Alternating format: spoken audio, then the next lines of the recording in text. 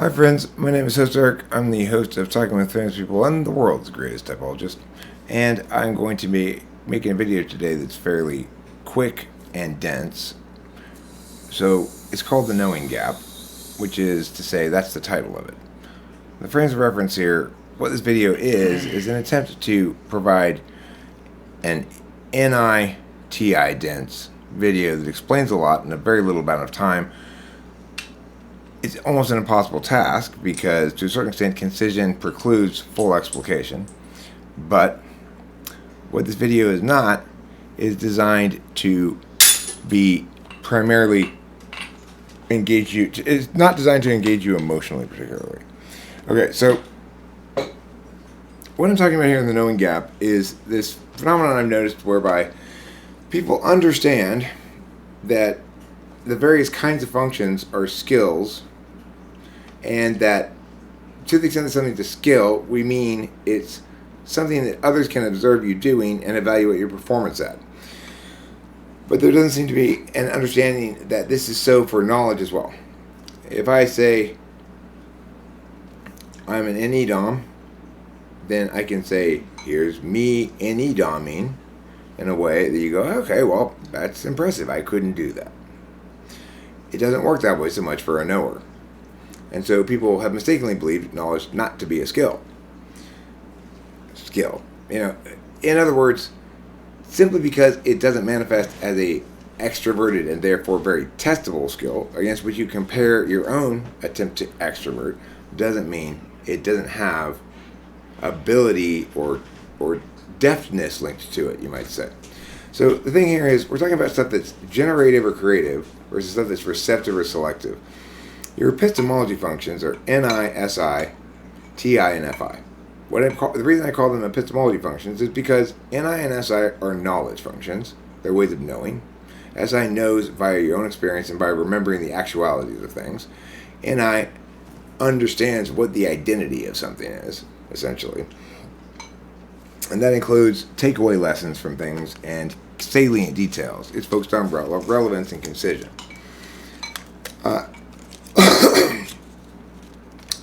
For the two deliberative functions, FI and TI, those are also epistemology functions, except instead of ways of knowing, they're ways of deciding.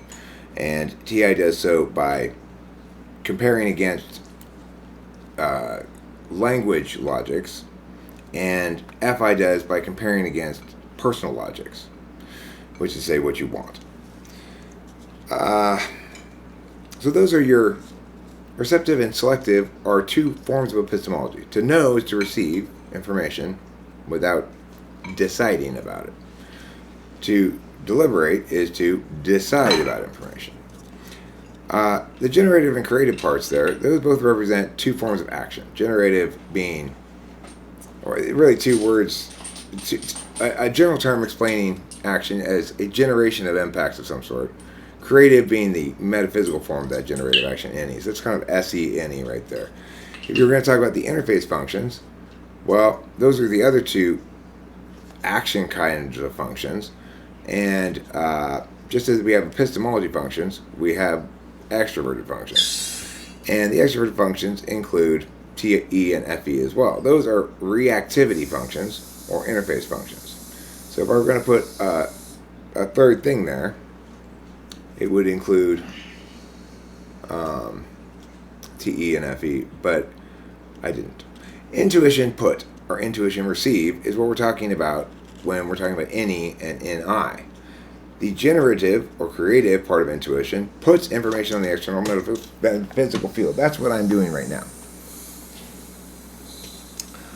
And the receptive half of intuition receives that information. It's pretty obvious to everybody that people can provide information to varying degrees of skill and quality. That some people are terrible public speakers, some people are medium, some people are good. You can evaluate different aspects of their communication in terms of its effectiveness, either clarity, concision, grace of delivery, distractibility of things, or any number of different things you could point to, right, to evaluate these things. But we would all agree that those are subject to evaluation some sort of third-party evaluation, whether you want to call it objective or not is irrelevant. Now, the next thing I want to do in this video is bring up my football analogy. So, in order to understand cognitive functions, reality in general, and the reason people don't talk very clearly to each other or understand each other very well, is to use this football analogy. The best way to understand how we be is to point to a football game, which nicely delineates the different ways people can be into roles and sort of a semi-scripted procession of events. So, in a football game, let's pretend I'm the quarterback. I have a receiver, right? When we're watching football, we understand that the receiver is skilled too. It's not just the quarterback who either threw the ball well or poorly. The receiver has his own capacity to catch well or catch poorly. This is true in the world as well. But for somebody like an INFJ or an INTJ, they are stuck in a rhetorical swamp caused by a failure of the world to recognize this. So because NI, which is the external knowledge function, obviously epistemology functions are more in your head than action functions. Nevertheless, all attention is of you and by you and representative of who you are. So the fact is, the reason I perhaps don't have as many viewers as somebody else, you could say it's because I'm not throwing the kinds of balls that people want to catch. Or you could say I'm throwing balls that only good receivers can catch. They're not necessarily bad throws, but they ask of the receiver skills as well. The world doesn't want to acknowledge that there is an objective form of knowing, namely introverted intuition. But that's exactly what it is, because intuition is knowing without any involvement of you, to the best of your own attentional abilities, the nature of a thing that is, outside of you, external. Unfortunately, much of what it knows is identity matters, which are irreducible.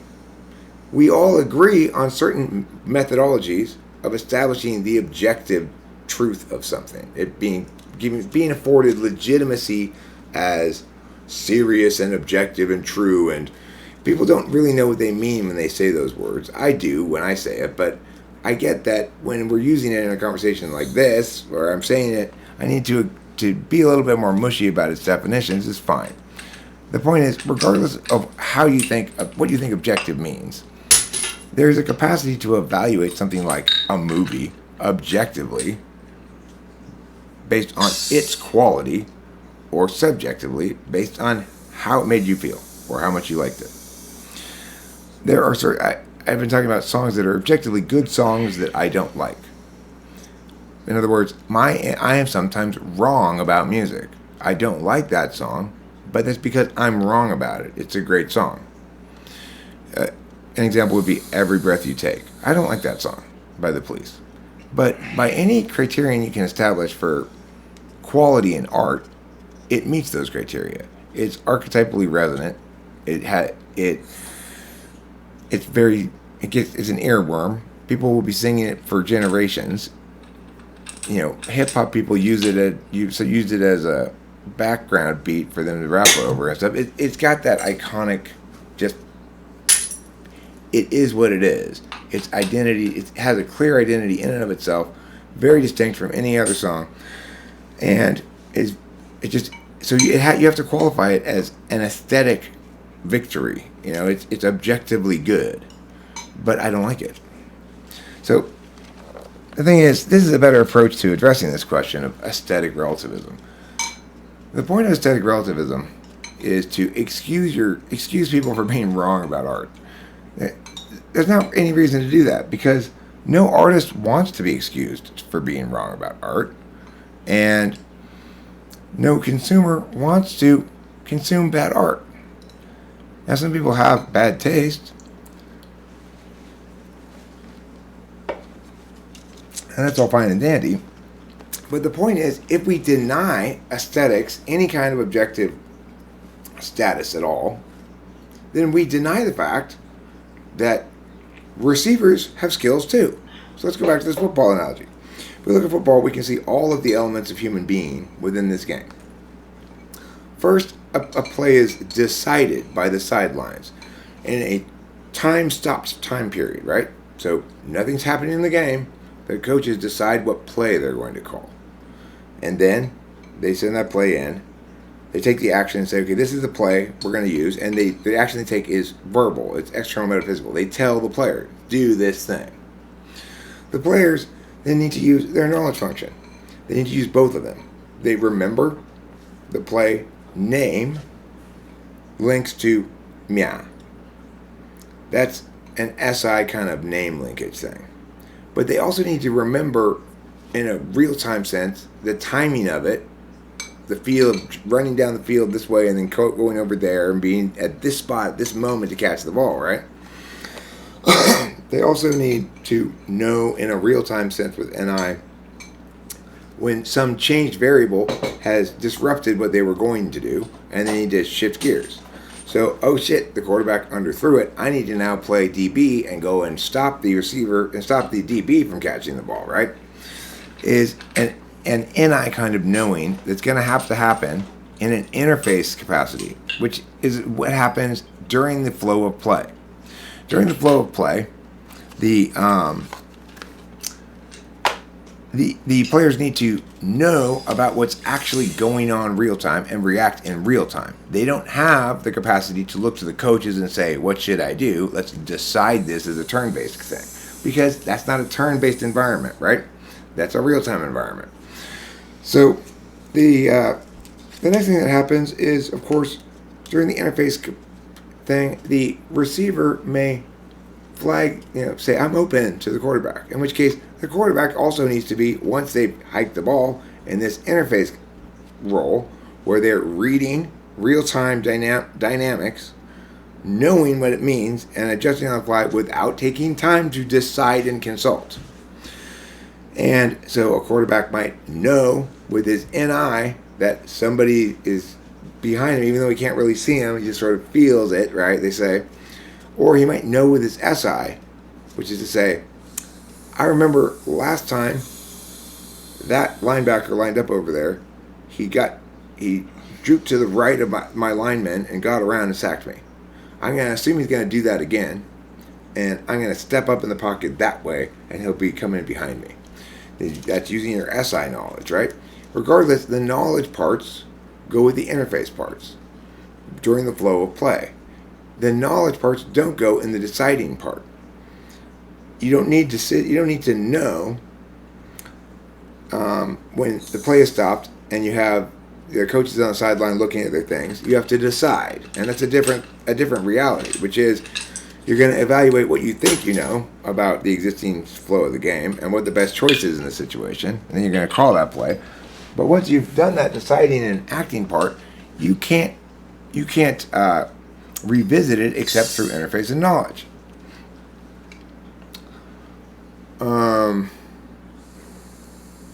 Now, the other thing to note here is what makes reality complicated to explain is that for each of these various frames of reference, it might apply to every component on every level. So it's true for the observer.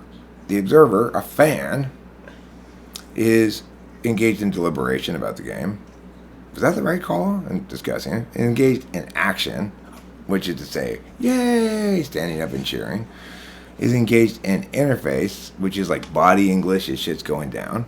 Is engaged in receiving as well, which is coming to terms with the truth of what just happened. Your team just lost or something. So you might say a football game, the observer is the fan, the subject is the quarterback, and the object is the receiver. The quarterback has to deliberate, act, interface, and receive as well, and so does the receiver have to deliberate, act, interface, and receive. Even though one's a quarterback, an action person, and that's what everyone's paying attention to, is the action. Being a good quarterback means not just being able to throw the ball well and accurately to the right person, but to be able to check the play at the line and go, okay, I'm calling an audible here. That's the last chance for deliberation before the ball is hiked. And then to be able to deliberate quickly, but still not knowing is still deliberating, right? To take action accordingly after you've made a good, stout decision with your deliberation, then to know very quickly on the fly so that you can interface successfully with the developing play. And you have to receive information, which includes information from the receiver saying, I'm open.